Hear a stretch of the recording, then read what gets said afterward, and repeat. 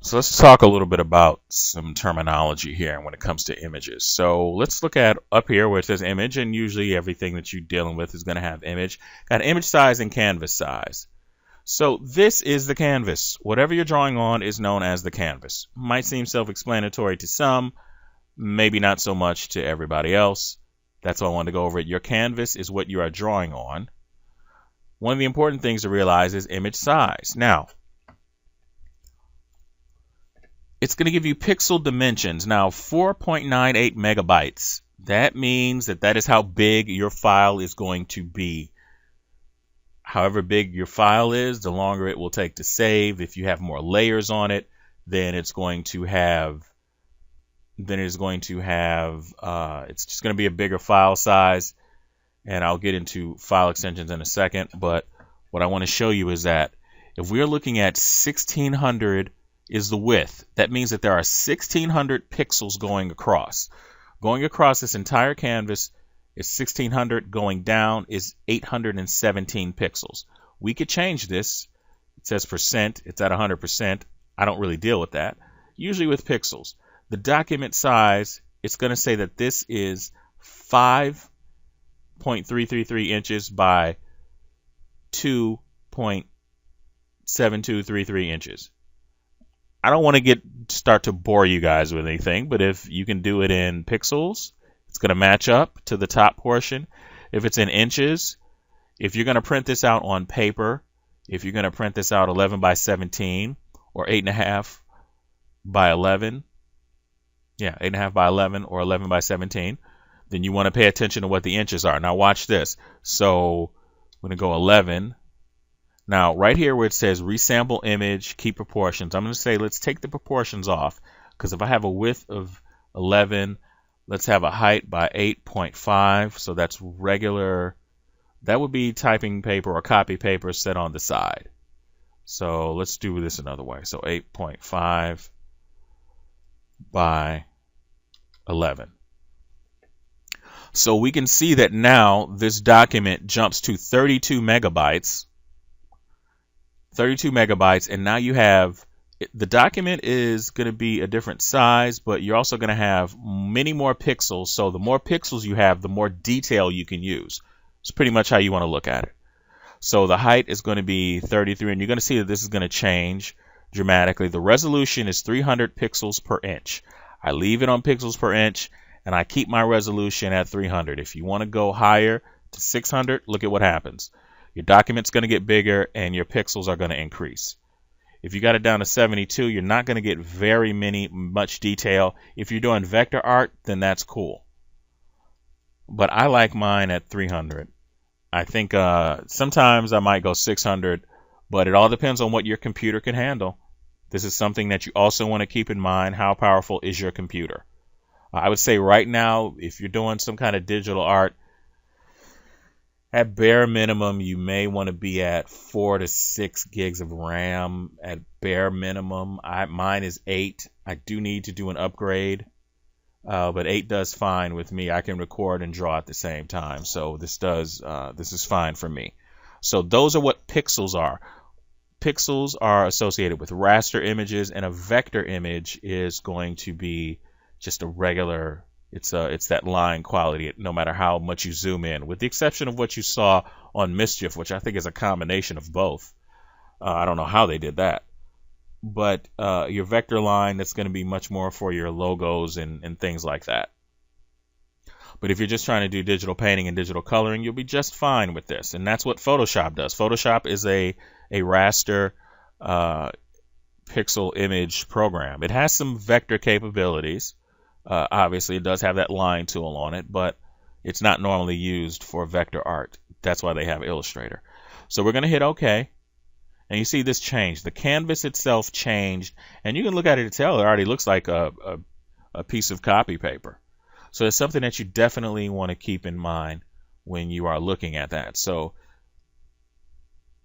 we've made our little image here. And what you want to do is you want to save it. Now, even though I don't use Photoshop, if you are saving something that has multiple layers and you do not want to merge them down, then you will be saving in what's called a PSD file.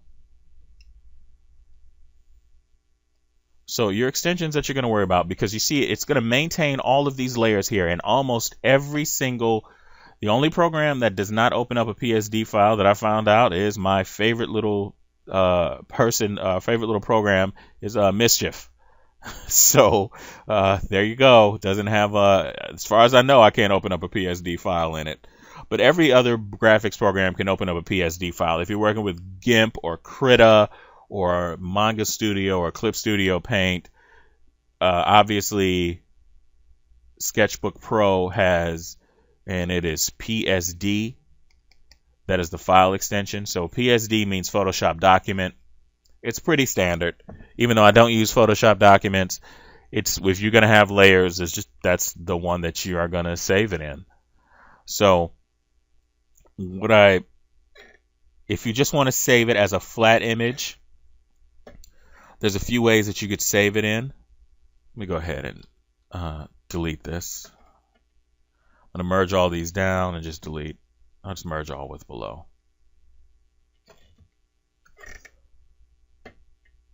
So we got PSD, which is Photoshop. That's a PSD file. When you open it up, you'll get a bunch of layers. We have JPEG, JPG. Let's go ahead and save this.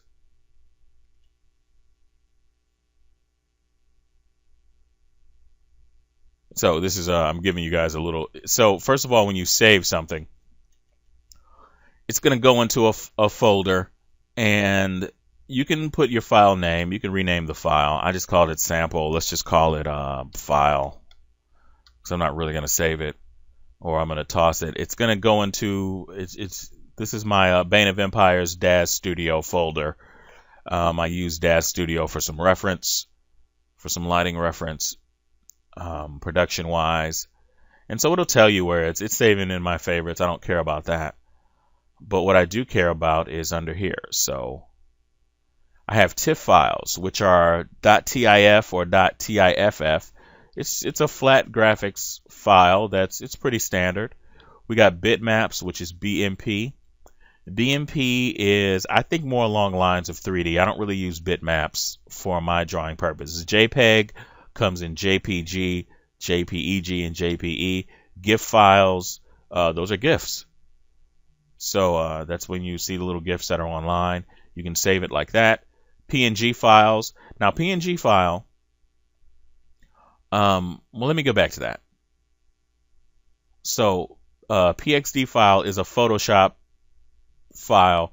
Photoshop also saves in TIFF file. Photoshop saves in everything, and the regular PSD files. Now, PNG files, if I want to save it in PNG, and so you can see these are PNG files. PNG files doesn't have, when you save them, more often they don't have any background information. So you can see the little silhouettes up here that I looked at in Daz Studio. The silhouettes are not going to have any background information in them.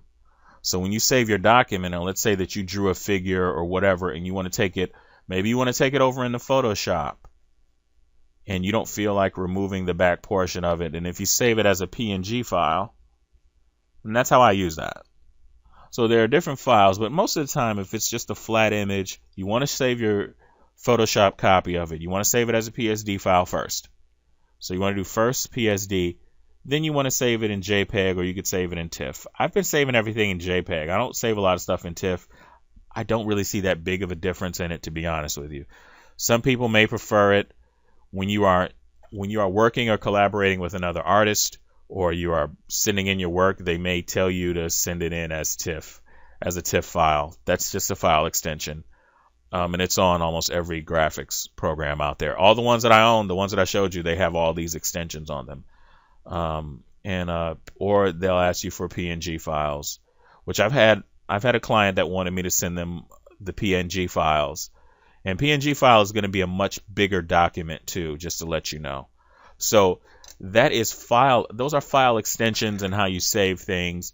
We covered pixels, And I want to say that that should be enough to get you started, because you know about layers. I just want to go over everything just to make sure. These are special tools like rulers and everything up here. You don't need to get into all that right away. You know what cropping is. You know what the color wheel is. Got line tools, zooming in and out. I think we got everything covered. The only thing that you probably, the one thing that I will definitely show you is, let's go ahead and bring in an image that's scanned. If you scan in an image, you want to keep it somewhere on your computer. So I'm going to pretend like we scanned in an image. So I'm going to say you can either open it up, the image as itself. So you can open recent, or you can add the image. I always choose for import or add image. And let me see here. Let's go back to our DAZ Studio. You can see I got a bunch of different file sizes here. We have, these are my PNG files. So let's look at, these are in JPEG. So I'm going to open this up. I'm adding this image. Now you see it comes in, it's giving this little marquee tool.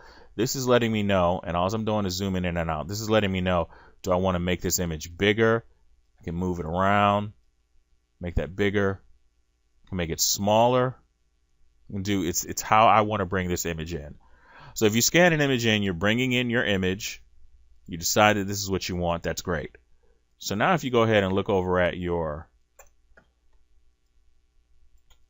if you look over here, you can see that there's a little white portion around it. Maybe I don't want that, so perhaps I want to hit multiply and change this into a multiply layer. And what a multiply layer will do for you,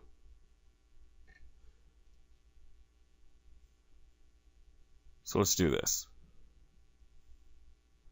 I'm going to get a nice big brush here.